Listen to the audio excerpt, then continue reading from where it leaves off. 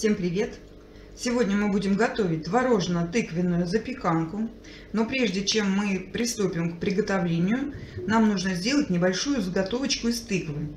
Вот таким образом мы подготавливаем тыкву, режем ее на кусочки, внутри почистили, шкурку мы оставляем и на шкурку выкладываем в противень. Духовку разогреваем до 190 градусов. Теперь нам нужно тыкву накрыть фольгой. Вот так. И отправляем в духовку на 40 минут. Тыква у нас пропарилась. Теперь нам нужно фольгу снять. И теперь мы ее ставим в духовку доготавливаться. Вот она уже немножко мягкая стала. Это еще буквально там 15, 20, 30 минут, сколько понадобится. Тыква дает сок. Нам вот этот сок нужно еще и высушить. То есть не только, чтобы тыква стала мягкой, но чтобы она была уже не влажная. Вот эта мякоть нам нужна сухая. Пока ждем тыкву, мы сделаем еще одну небольшую такую заготовочку. Понадобится мне для нее мак. Я беру 2 пакетика по 20 грамм. То есть 30-40 грамм вот самое нормальное будет. Ну, если у вас не будет мака, ничего страшного, можно и без него сделать. Но лучше с ним, конечно, с ним вкуснее. Вот этот мак мы заливаем кипяточком. Нам его нужно проварить. Вот воды немножко добавили, ну, может быть, в 2 раза больше, чем самого мака. Примерно так вот визуально я на глазок делаю. Можно проварить просто на огне. Я ставлю в микроволновку. Просто он у меня там чуть-чуть покипел, я его перемешиваю, опять ставлю, еще чуть-чуть покипел. Как-то вот так вот. Пока он хорошо не разбухнет. Тыква у нас готова. Вот я ее когда смотрела, я ее немножко прокалывала, чтобы из нее сок лучше выходил. Вот тоже так делайте. Нам нужна максимально сухая мякоть. Вот этот сок нам не нужен совсем. Все. Теперь нам нужно оставить тыкву, чтобы она остыла. Теперь из тыквы нам нужно достать мякоть.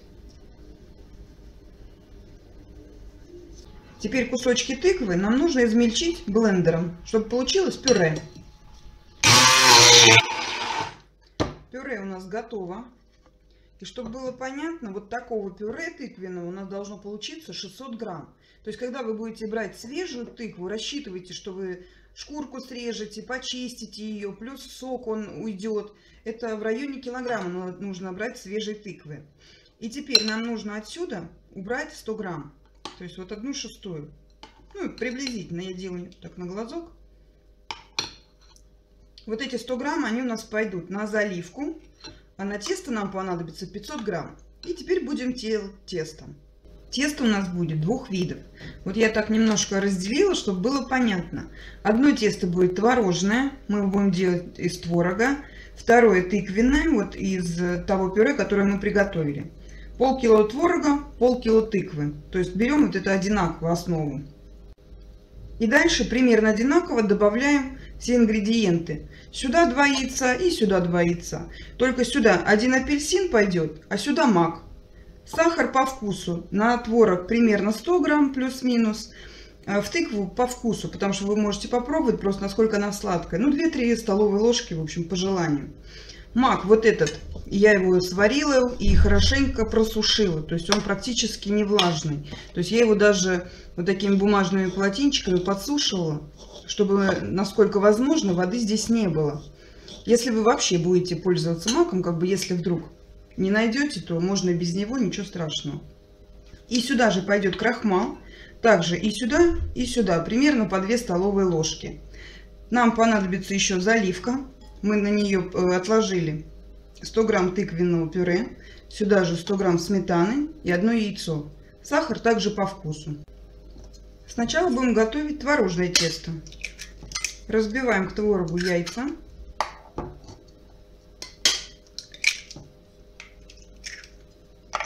Сюда же сахар.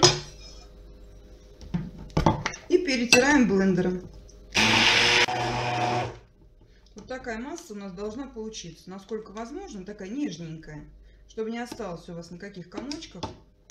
Теперь сюда добавляем мак. И крахмал. 2 столовые ложки. Крахмал можно брать картофельный, можно брать кукурузный. Если не будет вдруг крахмала, то можно вообще мукой заменить. Тоже все нормально получается. И теперь это все вымешиваем в однородную массу. Первое тесто у нас готово. Теперь будем заниматься вторым. К тыквенному пюре мы также добавляем яйца.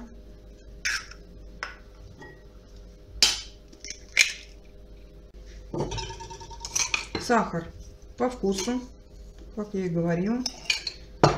И все это перемешиваем. Теперь с этого апельсинчика нам нужно снять цедру на мелкой терочке. Просто вот эту вот оранжевую кожурку очищаем. Цедру отправляем сюда в пюре. Сюда же добавляем крахмал. Также 2 столовые ложки. И вымешиваем. Второе тесто у нас готово. Теперь нам нужно сравнить консистенцию, чтобы она была одинаковая. Вот видите, какая тыквенная и какая творожная. Вот творожная немножко погуще. Если у вас получится очень густая, можно добавить немножко сметаны. Если наоборот жидкая, вот как здесь у меня пожиже, я сюда еще добавлю немножко крахмала. Нужно довести вот до одинаковой консистенции. Крахмал либо муку можно подсыпать. Теперь готовим форму. Застилаем ее пергаментной бумагой. Диаметр небольшой, 22-24, прям вот отлично будет.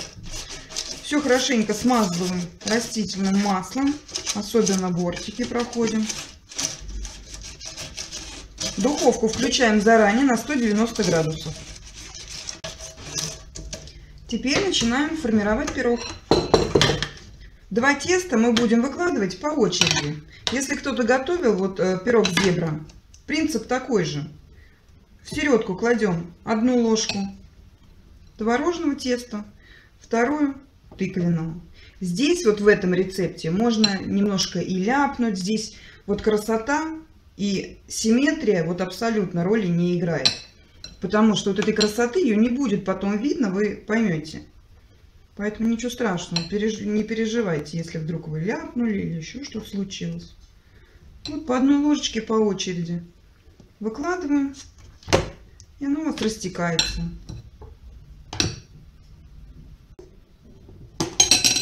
Теперь немножко вот так крутнули, чтобы оно разошлось. И ставим в духовку примерно на час. Пока готовится запеканка, мы подготовим заливку. К тыкве добавляем 100 грамм сметаны, сахар по вкусу и 1 яйцо.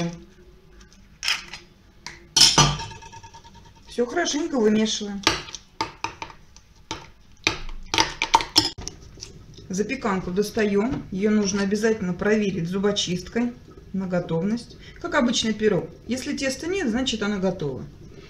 И теперь нам понадобится заливка, которую мы ее сделали. Выливаем сверху. И отправляем запеканку в духовку уже доготавливаться. Это буквально 10, ну максимум 15 минут. Запеканка у нас готова. Теперь мы ее оставляем. Она в горячем виде вот так должна постоять. Она дойдет сама полностью до готовности. Ее нельзя не резать, не доставать, пока она не остынет. Поэтому нам нужно просто подождать. Запеканка у нас остыла. Теперь ее можно потихонечку доставать. Конечно же, кусочек отрежу, покажу в разрезе.